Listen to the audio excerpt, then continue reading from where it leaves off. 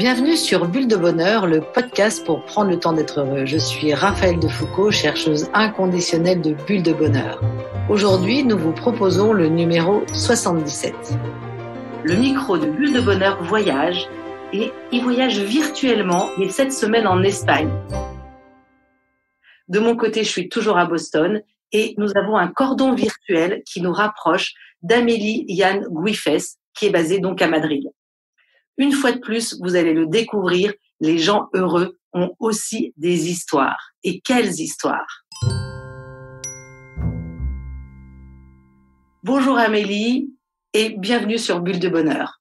Bonjour Raphaël et bonjour à toutes et à tous qui nous écoutez aujourd'hui et demain. Enchantée d'être avec vous dans ce merveilleux moyen qu'est le podcast. Alors Amélie, tu as quitté la France à 18 ans pour l'Espagne avec une valise à la main. Et te voilà toujours à l'étranger. 23 ans à parcourir le monde avec audace, à gérer des crises en Amérique latine, dans les Caraïbes, en Asie, en Afrique, en Europe, dans le Pacifique, et je pense que j'en oublie. Tu as travaillé avec l'Union européenne, le système des Nations unies, avec des gouvernements, des entreprises, des ONG. C'est pareil, on ne sait plus les compter. Et ta spécialité autour de tout ça, c'est la gestion de crise. Ton approche interculturelle et ton expérience unique dans des environnements instables et changeants te permettent de toucher les esprits et les cœurs en aidant les entreprises et les secteurs à but non lucratif à renforcer la résilience de leur population, de leurs activités, de leurs projets. Et c'est ça qui nous a particulièrement touchés à Bulle de Bonheur. Cette année, tu gères une autre forme de crise. Un événement personnel, un cancer. Les hôpitaux, la chimio, la radiothérapie sont en ce moment ton quotidien. Et ce bouleversement, et là c'est un autre point qui nous touche véritablement, c'est que tu y donnes une perspective supplémentaire. Tu vas encore plus loin dans ta résilience, dans ton ouverture du cœur. Et j'invite nos auditeurs à aller regarder tes vidéos sur YouTube. Ça s'appelle Amélie Speaks. Vous pouvez aussi suivre Amélie avec ce même nom, Amélie Speaks, sur Instagram et Facebook. Et chose géniale, c'est présent en 3 langues, en anglais, en espagnol et en français. Il y en a pour tout le monde, partout dans le monde. Vous allez le découvrir, Amélie a une capacité unique à dynamiser et à motiver. Elle aime partir à la quête de son diamant intérieur et elle nous incite, nous aussi, à nous lancer sur ce chemin. Il va sans dire que tu donnes plein de conférences aux 4 coins du monde. Tu es coach professionnel certifié. Tu as écrit un livre fantastique qui s'appelle Speak and Live Your Legacy. Il est disponible en anglais et en espagnol. Alors vraiment, la version française est véritablement indispensable. Tu partages à travers ce livre un cheminement pratique qui permet de renforcer la résilience et de faire briller son diamant intérieur. Et je conclus cette intro en remerciant Félicia de nous avoir fait nous rencontrer, de nous avoir aidé à croiser nos chemins. C'est vraiment une joie et vraiment une joie de t'accueillir aujourd'hui. Alors, le podcast Bulle de Bonheur est propulsé par 2 minutes de bonheur. Allez, je change de regard. Alors, nous voilà, Amélie, avec notre première question. Dis-nous, Amélie, ce qui te rend heureuse dans la nature. Dans la nature, ce qui me rend heureuse, c'est la mer, la liberté qu'elle donne, ce mélange de paix et de fureur, cette beauté, cette authenticité. Il n'y a pas de faux semblant avec la mer.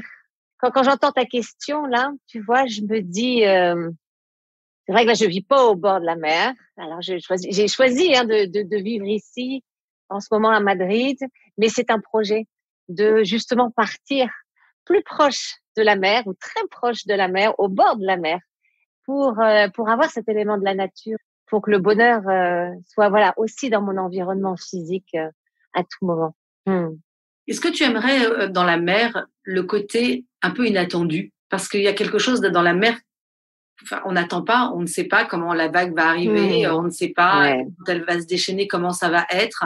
C'est un élément incontrôlable quelque part. Eh bien, tu vois, j'y avais pas pensé, mais si, ça m'a donné des frissons, ça, parce qu'en fait, c'est ce que je recherche aussi. Je pense que ce que j'aime, ce qui me passionne de vivre dans des pays différents, c'est que chaque jour, que ça soit en allant faire ses courses, en étant dans la rue, en travaillant, en tout geste quotidien, même le plus basique, est en fait source des moments inattendus, de découvertes, de rire, de terreur, de malentendus.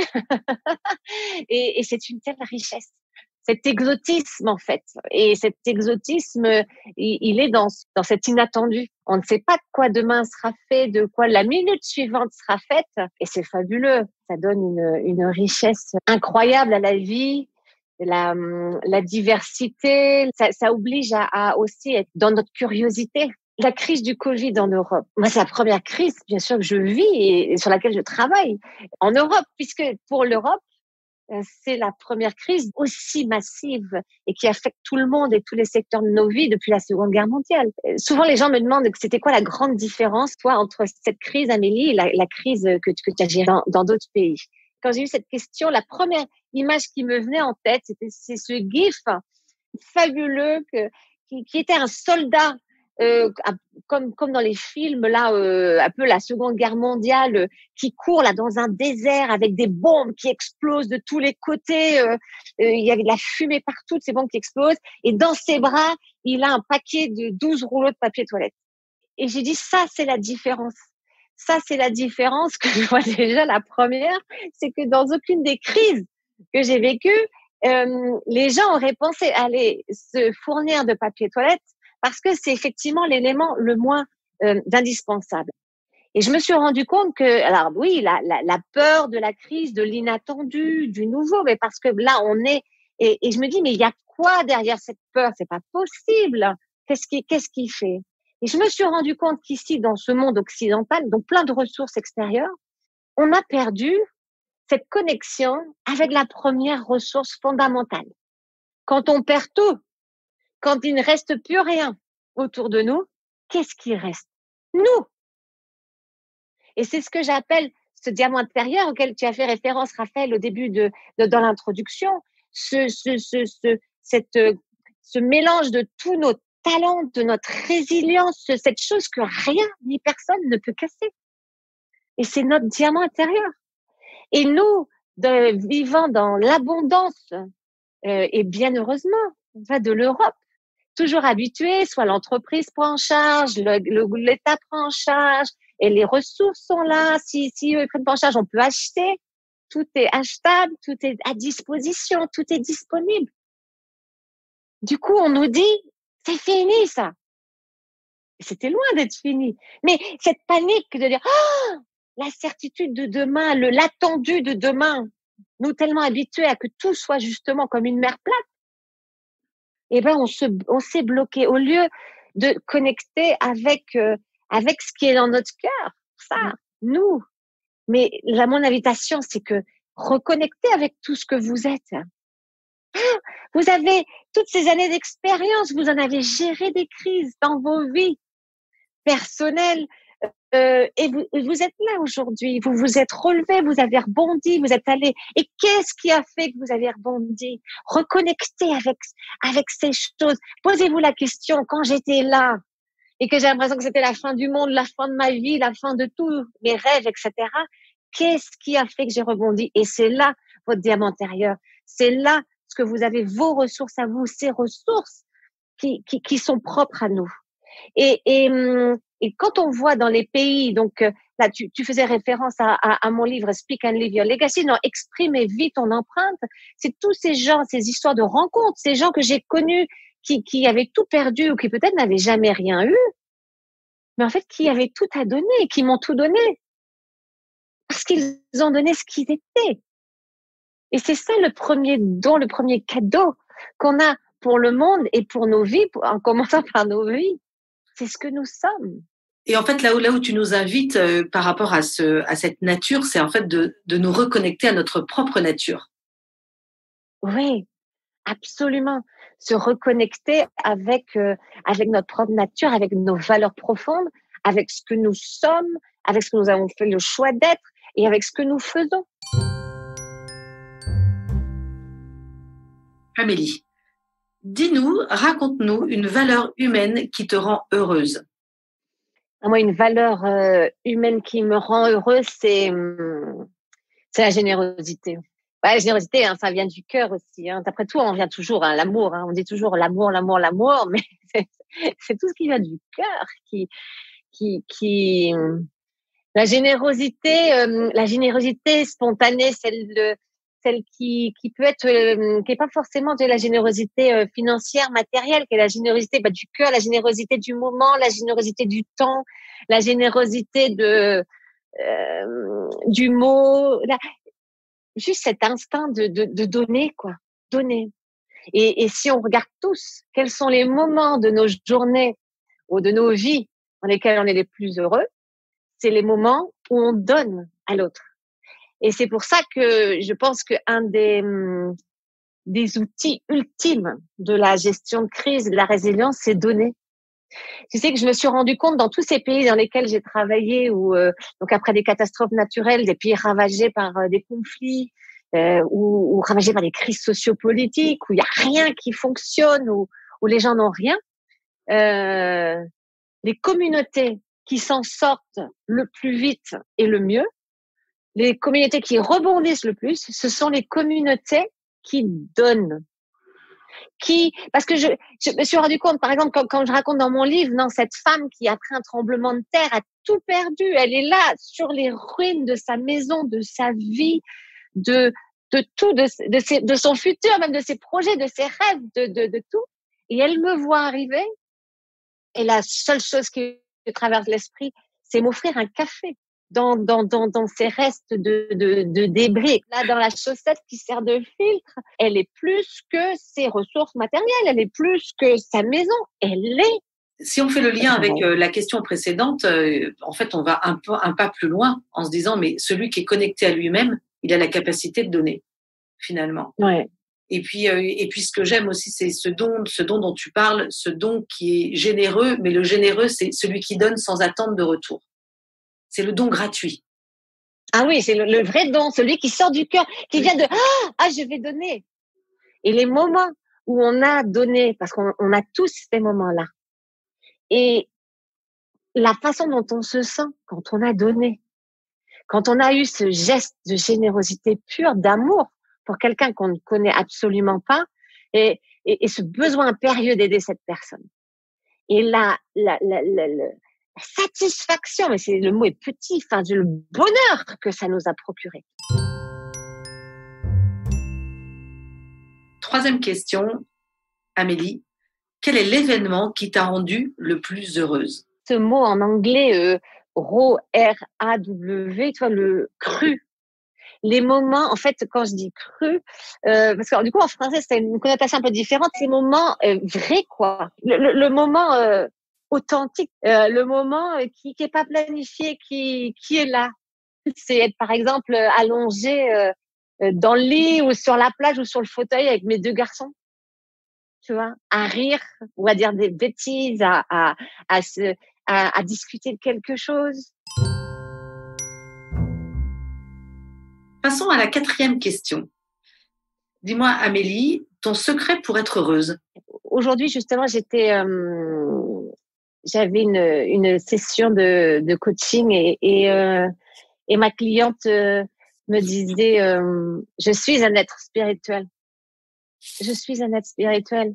Et c'est ça. C'est se rappeler que nous sommes des êtres spirituels avant tout. Donc, c'est reconnecter avec cette essence qui est plus grande que nous. Le secret, moi, mon secret pour être heureuse, c'est retourner à l'essentiel, à l'essence, donc à une source qui est plus haute que nous. Et ça peut être, donc c'est reconnecter avec cette source. Et quand on a reconnecté avec cette source, alors moi, je l'appelle Dieu. Moi, c'est Dieu. Mais que ça soit, par exemple, pour ceux qui nous écoutent, l'univers, la mère Terre, le cosmos, l'âme de chacun, mon fort intérieur, cette chose qui est plus grande que notre quotidien. Comment j'avance? Comment je le prends? Et plutôt que des questions, pourquoi ça m'arrive à moi? Pourquoi c'est pas ça? Pourquoi elle fait ci? Pourquoi elle fait ça? Alors, je le dis très souvent dans le podcast, c'est que le pourquoi, il nous ramène au rationnel. C'est-à-dire, il nous ramène à la tête. Alors que quand on Ouais. posait des questions sur le comment, tout de suite, on va descendre, on va être plus dans ses émotions, dans son ressenti, et du coup, on va plus au cœur de sa propre nature. Enfin, c'est là où la différence est intéressante.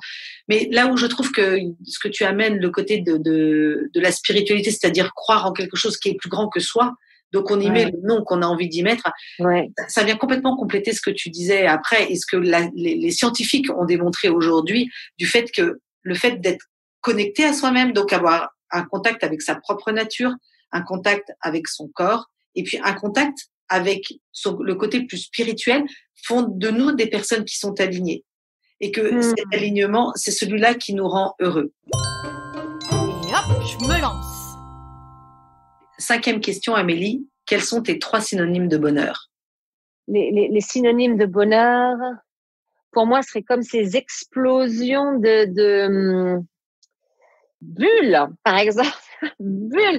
Quand j'ai entendu le nom de ce podcast, Bulle de bonheur, je me dis, déjà, bulle, ça me donne cette sensation de bonheur. Toi, quand je dis explosion, c'est une explosion blanche, parce que c'est ces moments comme disent les Anglais, le bliss, non?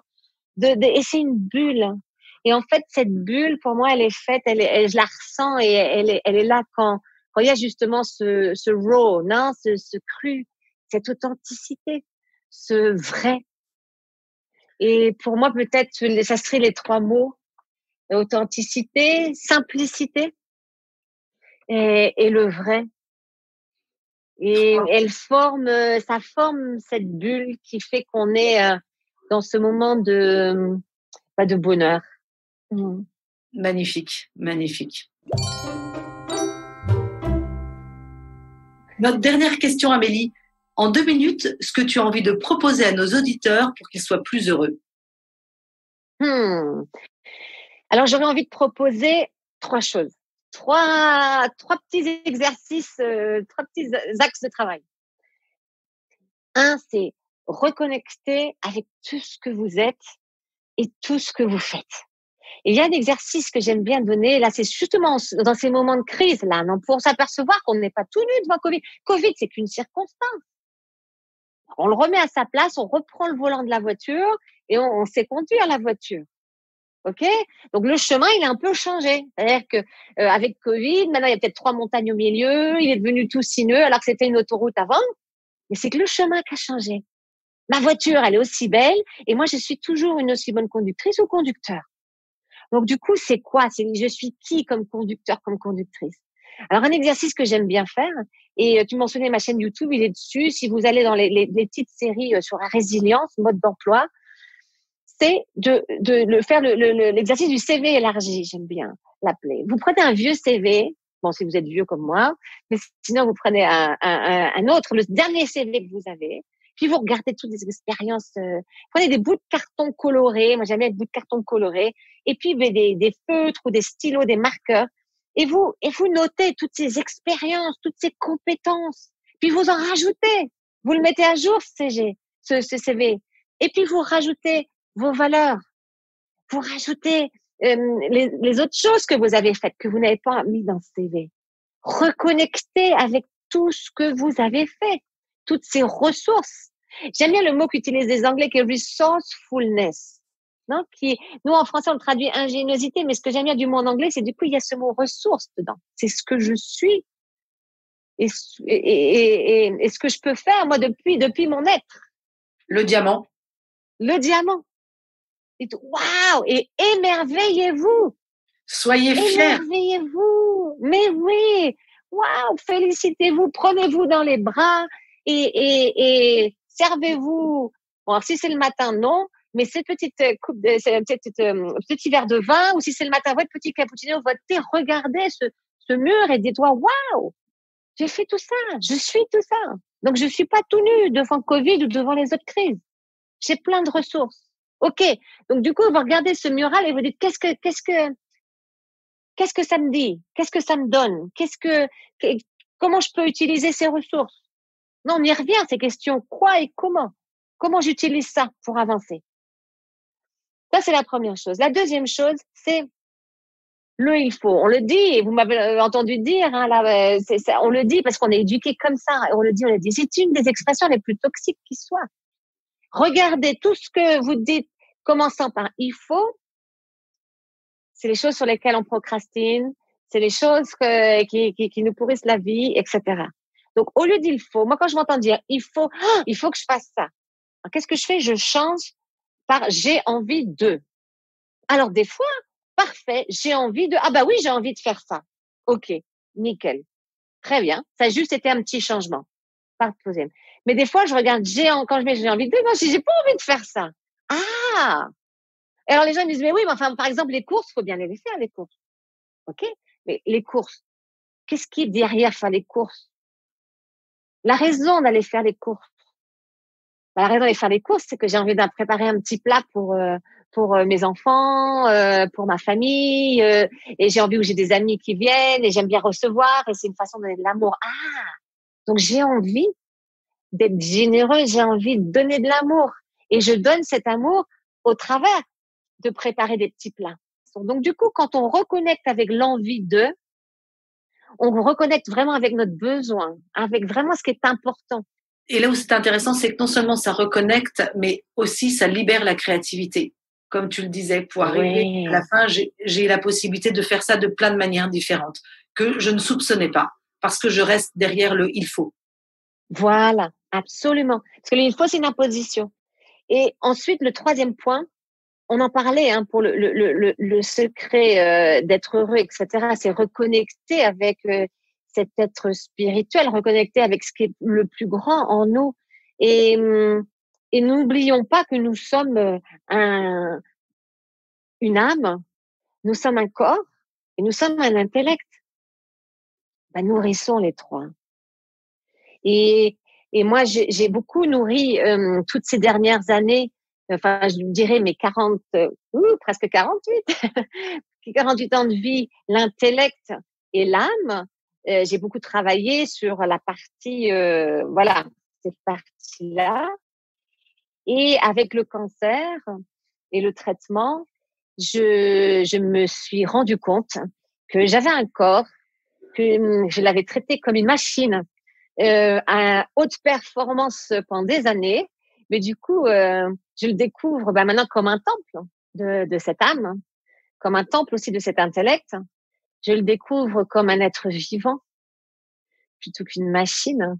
Alors, on a une petite tradition sur notre podcast, c'est qu'on termine le podcast avec ce qu'on appelle la mousse, une petite mousse, qui est en fait une citation. Et du coup, il y a une citation à la suite de cette discussion qui me fait vraiment penser à tout ce que nous avons partagé et qui est de Boris Cyrulnik, que j'imagine tu connais, et qui dit que la résilience, c'est l'art de naviguer dans les torrents. C'est beau. Merci Amélie de ce partage. Et puis, je suis sûre qu'on continuera à t'entendre sur nos ondes parce que cette thématique du diamant, je la trouve tellement fantastique qu'on va trouver des idées ensemble pour pouvoir développer et puis travailler sur ce sujet-là. Enchantée. Merci beaucoup, Raphaël, de ce moment magnifique. Merci à toutes celles et tous ceux qui nous écoutent d'être là, de nous écouter, d'échanger, et puis restons connectés, et puis au plaisir de revenir sur Bulle de Bonheur. Voilà, avec Bulle de Bonheur, prenez le temps d'être heureux. Merci pour votre écoute. Si vous avez aimé, dites-le nous avec 5 étoiles. Laissez vos commentaires et envoyez des bulles de bonheur à vos amis en partageant ce podcast. Inscrivez-vous à notre newsletter en allant sur notre site 2minutesdebonheur.com, 2 en chiffres, pour être notifié de nos prochains épisodes. Également, profitez de toutes nos astuces sur nos réseaux sociaux, Instagram et Facebook, 2 minutes de bonheur. Enfin, Bulle de Bonheur est propulsée par les jeux 2 minutes, 52 cartes pour prendre le temps d'être heureux.